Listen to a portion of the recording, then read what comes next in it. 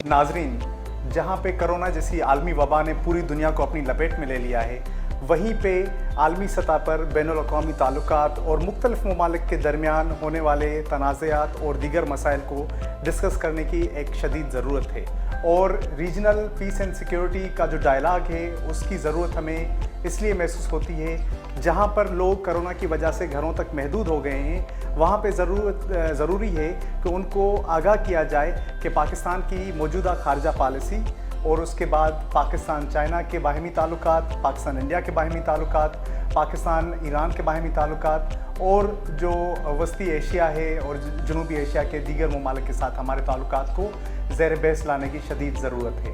FES Pakistan office आपके लिए लाया है एक ऐसा ही प्रोग्राम जिसमें इन सब मौज़ूआत पर गुफ्तगू की जाएगी कुछ नामवर शख्सियात के साथ। मेन टेलीविज़न और रेडियो प्रोग्राम से हटकर आपके लिए एक ऑल्टरनेट नैरेटिव पेश किया जाएगा रीजनल पीस और सिक्योरिटी पर। अगर आपको हमारी video series on regional piece and security dialogue पसंद आई है तो आप इस स्क्रीन पे नीचे दिए गए हमारे सोशल मीडिया के लिंक्स पे हमें ज्वाइन करें, हमें फॉलो करें और अपने फीडबैक से आगाह करें। शुक्रिया। मैं हूं own Sahi, regional piece and security dialogue की एक नई एपिसोड के साथ। Regional piece and security dialogue का एहतमाम जर्मन फाउंडेशन FES ने किया है। FES जो है वो पाकिस्तान में डेमोक्रेटिक नाम्स और डायलॉग की प्रमोशन के लिए काम कर रही है और इसके अलावा रीजन में जो रीजनल इश्यूज़ हैं उनके हल की तरफ जो डायलॉग है उस पर भी काम कर रही है। आज के हम एपिसोड में बात करेंगे पाकिस्तान और इंडिया के जो ताल्लुकात हैं, जो कि इस रीजन में सबसे अहम या सबसे बड़ा स्टम्बलिंग ब्लॉक है इस रीजन के कॉपरेशन में, या जो रीजनल कॉपरेशन ऑर्गेनाइजेशन हैं उनके आगे जाने में, वो पाकिस्तान और इंडिया जो कि दोनों सबसे बड़े खित्ते के मुल्क हैं उनके आपस के ताल्लुकात हैं, जो कि 2 स्टेप हट जाते हैं तो शायद 3 या 4 स्टेप जो है वो वापस चले जाते हैं। 1997 में कंपोजिट डायलॉग जो है शुरू किया गया पाकिस्तान और इंडिया के दरमियान। ये जितनी दफ़ा शुरू हुआ उससे ज़्यादा दफ़ा यह है ख़त्म हो गया, बल्कि कई दफ़ा तो इस तरह हुआ कि शुरू होने से पहले ही ख़त्म हो गया। 1997 में शुरू हुआ, 98 में जो है दोनों तरफ से ये ख़त्म हो गया जब एटमी धमाके किए गए।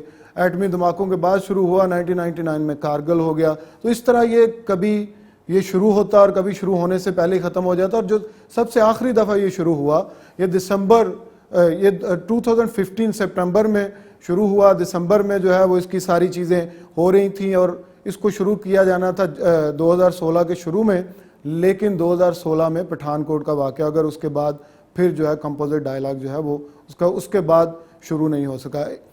अच्छा, उसके जो सबसे अहम चीज़ हुई पिछले 3-4 सालों में मोदी साहब के आने के बाद, जो अगस्त 2019 है उसके बाद बिल्कुल ही जब आर्टिकल 370 जो है उसको ख़त्म किया गया इंडिया में, कश्मीर में उन्होंने, और कश्मीर का जो स्पेशल स्टेटस था उसको ख़त्म किया, उसके बाद तो बिल्कुल जो लोएस्ट एब पे है दोनों मुल्कों के जो आपस के ताल्लुकात हैं। आज हम बात करेंगे, हमारे साथ 2 बड़े सीनियर एनालिस्ट हैं जो इस फील्ड के एक्सपर्ट हैं, इंटरनेशनल अफेयर्स के, पाकिस्तान और इंडिया के रिलेशंस के, और उनसे बात करेंगे और उनसे पूछते हैं कि क्या कोई इस तरह की चांसेस हैं कि ये दोबारा रिज्यूम हो सकती हैं टॉक्स, और अगर ये रिज्यूम होंगी तो उसके क्या जो है वो कंडीशंस हैं या कंडीशनैलिटीज़ हैं, या फिर जो नई अमेरिकन जो बाइडन प्रेसिडेंट आए हैं और उनके जो टीम है उनके आने से क्या कुछ जो है हालात बदलेंगे कि जिसमें पाकिस्तान और इंडिया पे प्रेशर बढ़े कि ये दोबारा अपने जो है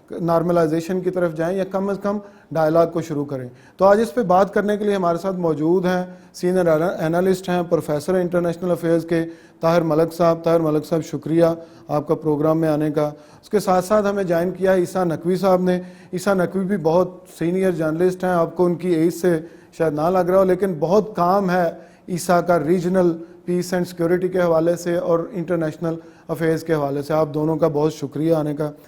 ताहिर मलिक साहब, आपसे मैं शुरू करूंगा। जिस तरह मैं बात कर रहा था कि कुछ पता नहीं चलता कि पाकिस्तान और इंडिया जो है ये टॉक्स भी होती हैं, हम 1997 से देख रहे हैं, या 1947 से ऑनवर्ड्स आप देख लें, तो इस रीजन में जो सबसे बड़ा स्टम्बलिंग जो सबसे बड़ा मसला है वो पाकिस्तान और इंडिया के हालात के नॉर्मलाइजेशन ना होना है। तो ये जो मैं एक पॉलिटिकल स्टेटमेंट बना रहा हूँ, आपका क्या ख्याल है कि ये स्टेटमेंट ठीक है? और अगर ये मसला है تو اس کو یہ دونوں ملک حل کیوں نہیں کر پا رہے؟ یہ آپ کا سوال بڑا اہم ہے کہ دیکھیں جب پارٹیشن ہوئی یہاں پہ اور انڈیا اور پاکستان آزاد ہوئے تو اس وقت اگر آپ گاندھی جی کا ویژن دیکھیں اور قائد اعظم محمد علی جناح کا دیکھیں تو دونوں کا اس طرف تھا کہ یہ ایک پولیٹیکل پرابلم تھا اور دو ریاستیں وجود میں آ گئی ہیں. تو قائد اعظم محمد علی جناح نے کہا کہ ہم انڈیا پاکستان تعلقات ایسے دیکھتے ہیں جیسے کینیڈا اور امریکہ کے ہیں. امریکہ ایک بڑا ملک ہے لیکن کینیڈا کے ساتھ اس کے تعلقات جو ہیں وہ مخاصمانہ نہیں ہیں, اس میں رائیولری نہیں ہے, اس میں اینیمی ریلیشن شپ نہیں ہے. اور گاندھی جی نے اس خواہش کا اظہار کیا کہ وہ بہتر تعلقات کے لیے پاکستان کا دورہ کرنا چاہتے ہیں اور یہاں وہ اقلیتوں کو کہیں کہ آپ پاکستان سے لائل رہیں, یہ اب آپ کا وطن ہے. تو اس فضا میں بدقسمتی سے گاندھی اور نہرو جو ہیں, گاندھی اور محمد علی جناح دونوں 1948 میں وہ رخصت ہو گئے اور ایک سیٹ بیک ہوا. تو 60 کی دہائی سے آگے چل کے اب تک جو آپ نے پیٹرنز بتائے ہیں, یقیناً وہ پیٹرن ہم وار سے وار لائک سچویشن تک ہوتے ہیں اور جو مذاکرات ہیں وہ انسٹیٹیوشنلائز نہیں ہو سکے. ایک ایونٹ جو ہے وہ اچانک سے ہائی الرٹ کر دیتا ہے, ان ایزی اسٹیٹ آف پیس کی طرف چلا جاتا ہے. اور مجھے یوں لگتا ہے کہ دونوں ملکوں میں ایسی لابیز ہیں, دونوں ملکوں میں ایسے طاقتور گروہ ہیں, انسٹیٹیوشن آرگنائزیشنز ہیں کہ جن کے انٹرسٹ ملے ہوئے ہیں. اگر آپ دیکھیں تو ان کا جو انتہا پسند ہیں دونوں ملکوں میں, ان کا ایجنڈا آپ کو ایک طرح سے نظر آئے گا. ایک کہے گا اگر پاکستانی کرکٹ ٹیم گئی تو ہم پچ اکھاڑ دیں گے اور پاکستانی فنکاروں کا کنسرٹ جو ہے وہ نہیں ہونے دیں گے. دوسرے یہ انتہا پسند کہتے ہیں کہ ہم انڈیا کی فلمیں یہاں ریلیز نہیں ہونے دیں گے. تو اسٹیٹ ان کے درمیان ہاسٹیج ہے اور اس کا سب سے بڑا وہ فائدہ یوں اٹھا رہے ہیں جو آپ کا سوال ہے. ایک تو جو ہمارے پاس اسٹیٹسٹکس ہیں, ڈیٹا ہے, کہ ہیومن ڈیولپمنٹ رپورٹ جو اقوام متحدہ کی انسانی ترقی کی رپورٹ ہے, اگر وہ آپ پڑھیں تو اس خطے میں ساؤتھ ایشیا میں, جنوبی ایشیا میں جو پوٹینشل ہے وہ سب سے زیادہ متاثر ہو رہا ہے. 1/5 آف پاپولیشن یہاں ہے لیکن 30-40% آبادی جو ہے وہ خطۂ غربت سے نیچے ہے. وہ بیسک ایمنیٹیز آف لائف اور لیس دین $1 بھی روزانہ نہیں کما پاتی. ان کے پاس ہاؤسنگ کی, ایجوکیشن کی, ہیلتھ کی پور فیسلٹیز. اس ساری چیز کا کون ذمہ دار ہے؟ اس ساری چیز کا یہ پولیٹیکل نیریٹو ذمہ دار ہے جس کی جانب آپ اشارہ کر رہے ہیں. اور 70 سال ہو گئے کہ ہم اس کو, غربت کو, استحصال کو, انسانی ترقی کی راہ میں حائل جو رکاوٹیں ہیں ان کو شکست نہیں دے سکے.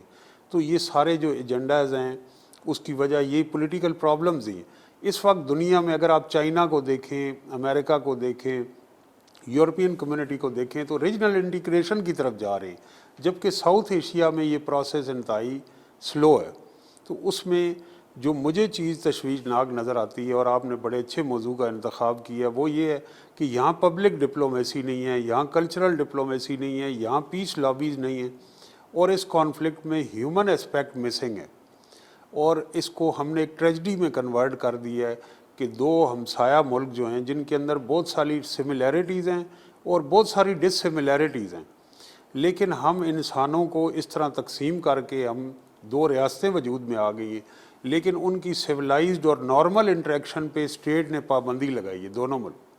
اب آپ دیکھیں کہ یہ دو خبریں, تو انڈیا, جو مجھے جس چیز سے پر امید ہوتا ہوں کہ یہاں انڈیا کی فلمیں نہیں لگ رہی, لیکن نیٹ فلیکس پہ, امیزون پہ کروڑوں لوگ انڈیا کے وہ سیریز دیکھ رہے ہیں, ڈرامے دیکھ رہے ہیں.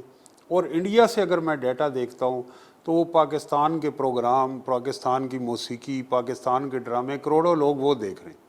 تو لوگ اس سے سوشل میڈیا سے انٹریکٹ کر رہے ہیں, جبکہ اسٹیٹ نے وہ بیریئرز لگائے ہیں. ابھی غلطی سے جو 2 بہنیں کشمیر میں کراس کر گئی تھیں تو انڈیا نے اس کو بڑے اچھے طریقے سے, اس میں پاکستان کی بھی ایفرٹس شامل تھیں, ان کو واپس کیا. اور اس سے پہلے جب پیک پہ بھی گیا انڈیا پاکستان اسٹینڈ آف, یہاں ان کا طیارہ گرا, تو پاکستان نے ایک انتہائی اچھا عمل لیا انٹرنیشنل لا کے تحت. بہت سارے لوگوں نے, یہاں انتہا پسندوں نے ریاست پہ تنقید کی کہ پاکستان نے جنگ کے خطرے کو جو ہے وہ اوائڈ کیا.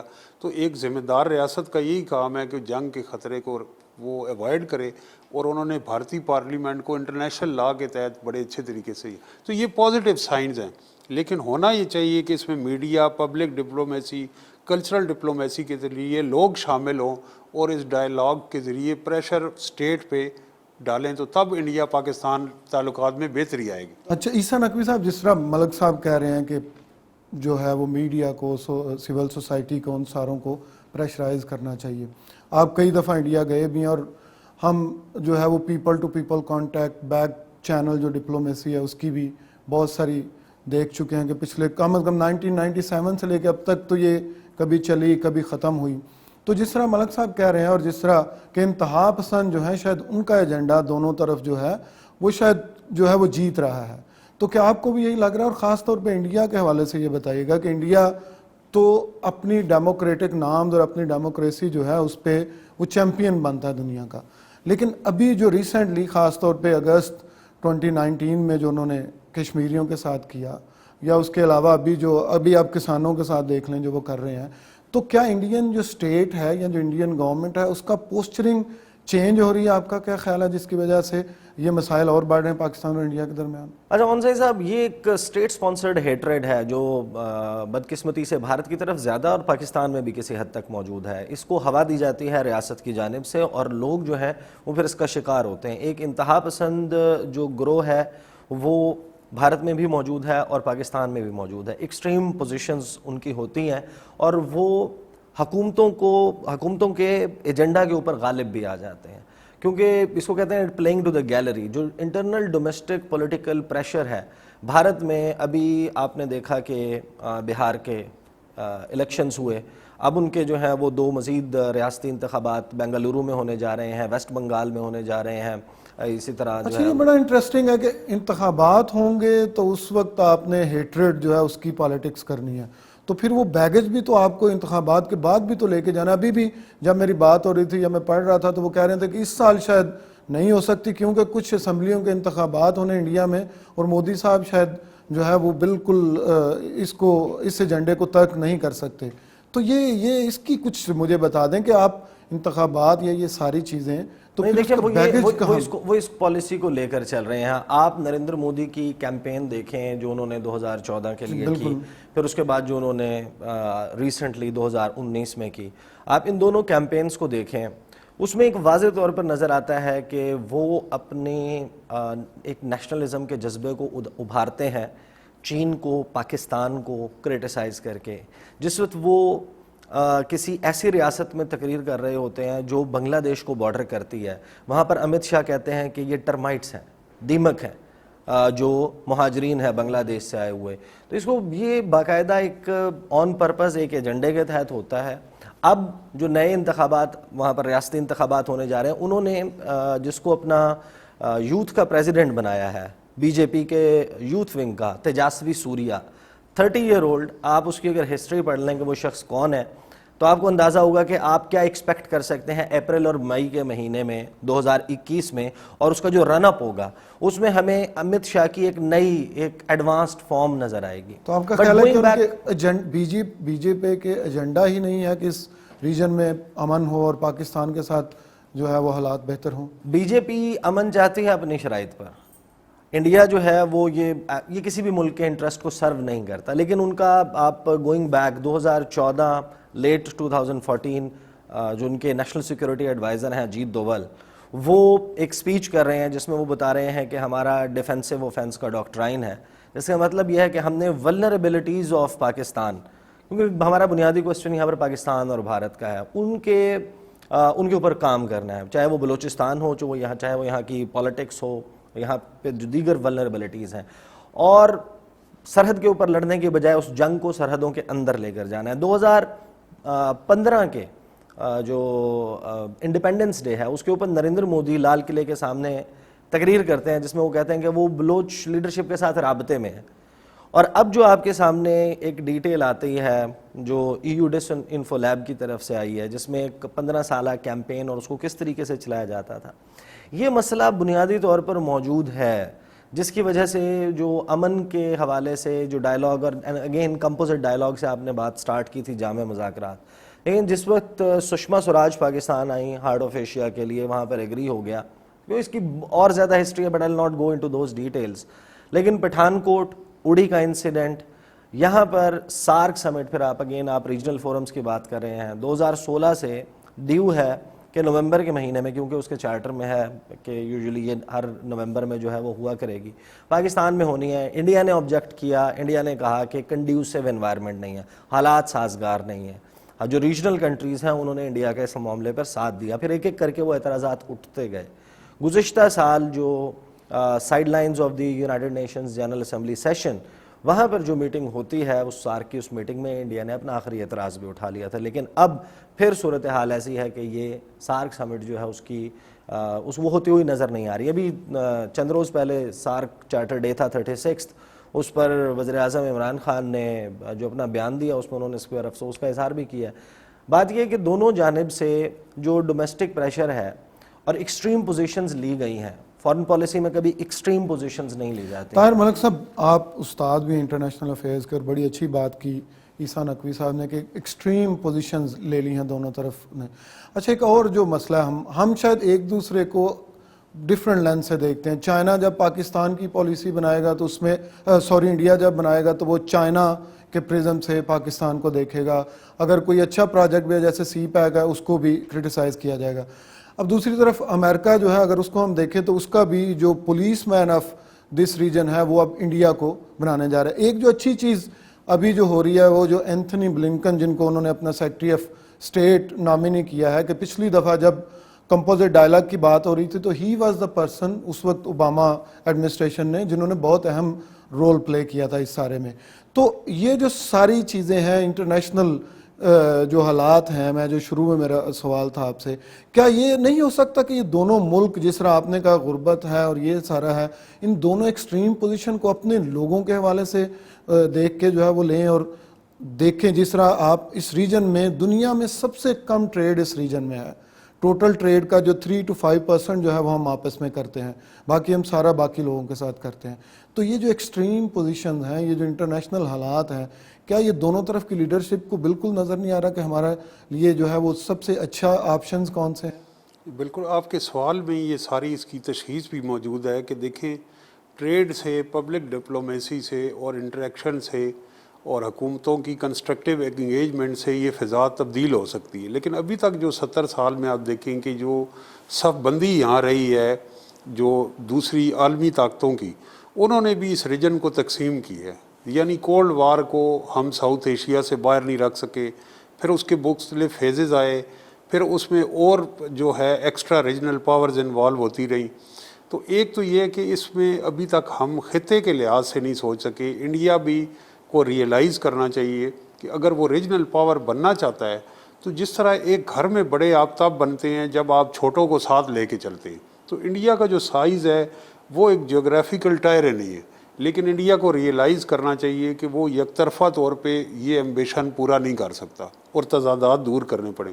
میں یہ دیکھتا ہوں کہ اس وقت جو فیز ہے دنیا میں پاپولسٹ رجیمز کا ایک فیز ہے، اور جو اب فیڈ ہو رہا ہے، جس سے کہ عیسیٰ نے کہا کہ جی نیشنلزم تو انڈیا میں رہا ہے، وہ گاندھی اور نہرو کا بھی نیشنلزم تھا، پر یہ زینوفوبک نیشنلزم ہے جو پاپولزم سے کمبائن ہوا ہے، جس کے ساتھ مذہب پرستی کا ایک تڑکا لگایا گیا ہے.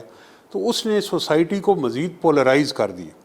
تو یہ فیز جو ہے اب انڈیا میں بھی آپ دیکھیں کہ اس وقت مائنورٹیز کے علاوہ ایک بہت بڑی تعداد ان غیر انتہا پسند ہندوؤں کی بھی ہے جو میڈیا پہ کربس پہ، سول سوسائٹی پہ پابندیوں پہ اور انڈیا کی جمہوریت کا کئی درجے تنزلی کے شکار ہونے پہ بڑا وہ پروٹیسٹ کر رہے ہیں، تنقید کا اظہار کر رہے ہیں. اچھا، بڑے سٹرانگ جو ہیں ورڈنگ تھے جو بائیڈن کی کمپین کے دوران، جب کشمیر کے حوالے سے اور مائنارٹیز کے حوالے سے انڈیا کے جو ہے وہ ٹریک ریکارڈ کی بات ہو رہی تھی. تو کیا اس کے آنے سے جو بائیڈن ایڈمنسٹریشن ہے، آپ کا خیال ہے کہ کچھ چیزیں بہتر ہوں گی، کچھ پاکستان اور انڈیا پہ پریشر بڑھے گا، یا پھر چائنا کے پرزم سے ان دونوں کو دیکھا جائے گا کہ ہمیں چائنا کے لیے انڈیا کی ضرورت ہے تو اس لیے بہت زیادہ پریشرائز کرنے کی ضرورت نہیں ہے، جہاں پہ پاکستان کا ہاتھ مروڑنا ہو انڈیا کے لیے وہاں پہ وہ ہاتھ کو جو ہے وہ ٹویسٹ کریں گے؟ ایک تو ریاست اور حکومت کی پالیسیاں جو ہیں بائی اینڈ لارج کسی گورنمنٹ کے تبدیل ہونے سے زیادہ تبدیل نہیں ہوتی، لیکن جو ڈیموکریٹس ہیں ان کا ایک ٹریک ریکارڈ ہے، اور جس طرح کی لیڈرشپ سابق امریکی، ابھی جو موجودہ امریکی صدر ہیں ٹرمپ، ان کی ایک جو ورلڈ ویو تھا وہ انڈیا کے ساتھ اور بہت سارے اور دنیا کے پاپولسٹ رجیمز کے ساتھ میچ ہو رہا تھا. ان کے نزدیک کسی بھی جرنلسٹ کا اغوا ہو جانا, ہیومن رائٹس کسی کمیونٹی کی وائلیٹ ہو جانا کوئی بڑا, اور یہ بیسیکلی ڈیموکریٹس اگینسٹ ڈیموکریسی ہے. تو اب یہ بڑا آنے سے پہلے کل پرسوں بھی ایک سٹیٹمنٹ تھی جو بائیڈن کے بھی, ان کی ووٹ ٹیکنگ نہیں ہوئی. تو اب وہ ہیومن رائٹ وائلیشنس کو خواہ وہ انڈیا میں ہوں پاکستان میں ہوں, اس کو امریکہ سیریس لے گا اور وہ ان نوٹس نہیں جائیں گے. ایک تو یہ چینج ہو, اور اس سے جس طرح بھی آپ نے دیکھا کہ جو فارمرز کا پروٹیسٹ ہو رہا ہے اس کے اندر جو Canadian prime minister Justin Trudeau کا آیا سٹیٹمنٹ, اس کو انڈیا نے بڑا کرٹیسائز کیا ہے کہ انٹرنل افیئر میں مداخلت ہے. تو جب ہم یہ دیکھیں گے کہ ووٹ ٹیکنگ ہو جائے گی جو بائیڈن کی, تو پھر یہ امریکہ اور انڈیا کی جو ماضی میں رہی ہے ایک ایکویشن وہ ضرور ڈسٹرب ہوگی. اور میں سمجھتا ہوں کہ یہ پازیٹیو سائن بھی ہے کہ دنیا میں جو جمہوریت اور انسانی حقوق کے اوپر کنسنسس ویک ہوا ہے اس سے کوئی زیادہ فائدہ نہیں ہوا. اگر اسٹیٹس اتنی سوورن ہو جائیں کہ وہ کسی کی بھی ہیومن رائٹس وائلیٹ کر لیں, وہ لوگوں کے ڈیموکریٹک رائٹس سسپینڈ کر دیں, وہ میڈیا کی فریڈم کو کرب کر دیں, تو اس کا نقصان ہوتا ہے.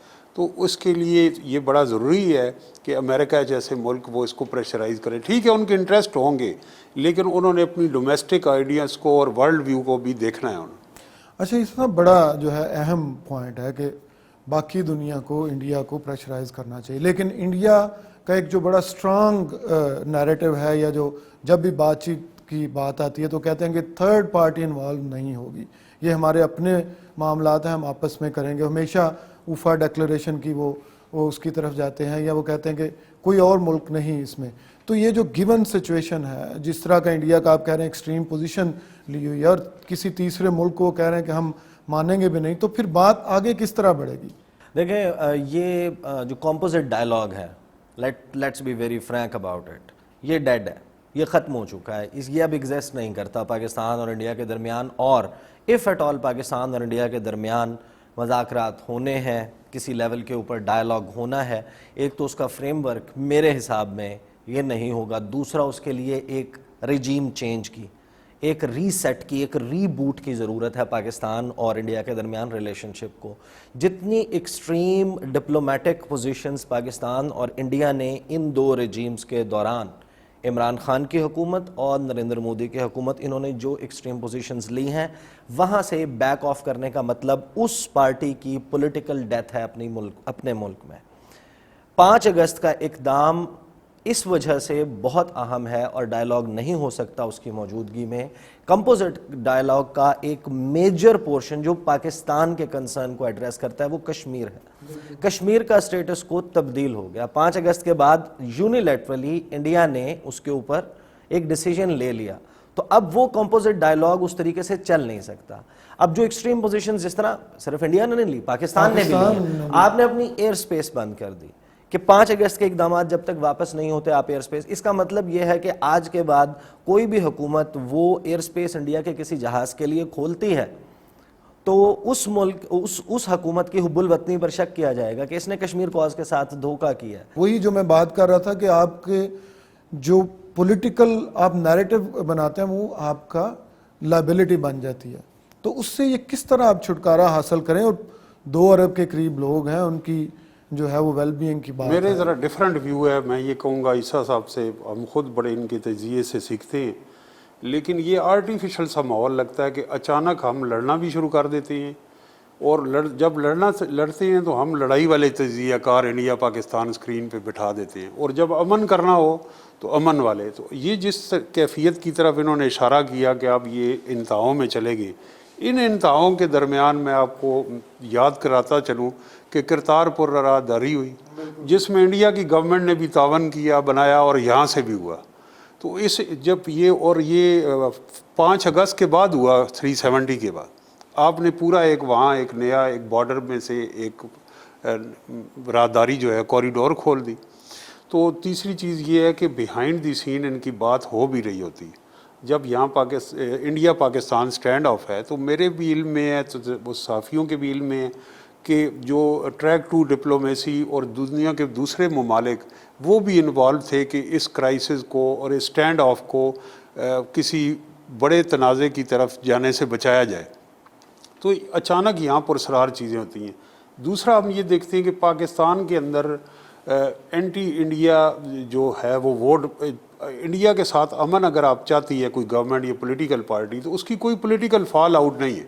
یہاں پہ ماضی پہ کمپین چلی مین سٹریم پولیٹیکل پارٹیز کے لیڈرز کے خلاف کہ وہ مودی کے یار ہیں اور ان کو انتخابات میں زیادہ ووٹ پڑے. لیکن انڈیا میں پاکستان کی نفرت کا ایک ووٹ ہے، اور انڈیا میں جو بھارتی انتہا پسند ہیں وہ پاکستان فیکٹر کو جس طرح عیسیٰ نے بتایا ابھی انتخابات ہونے ایکسپلائٹ کر رہے ہیں، اور یہاں پہ وہ نہیں ہے. یہاں پہ تو باقاعدہ کمپینز آرگنائز چلی ہیں کہ فلاں پولیٹیشین جو ہے وہ اینٹی اسٹیٹ ہے، وہ انڈیا پہ سافٹ ہے، لیکن لوگوں نے اس بیانیے کو ریجیکٹ کیا. تو یہ فرق ہمیں دیکھنا. اور تیسرا یہ ہے کہ یہاں جب بین الاقوامی ادارے اور باہر کی قوتیں جب چاہتی ہیں امن کرانا چاہیں گی تو عمران خان کیا دوسرے کیا، آپ دیکھیں اسرائیل کو تسلیم کرنے والا بیانیہ دے، راتوں رات عرب دنیا میں آیا اور پاکستان میں سیریس اس پہ کانسنٹریشن شروع. اسی طرح کسی دن ہم اٹھیں گے تو ٹی وی پہ امن کی بات کرنے والے تجزیہ کار بیٹھے ہوں گے.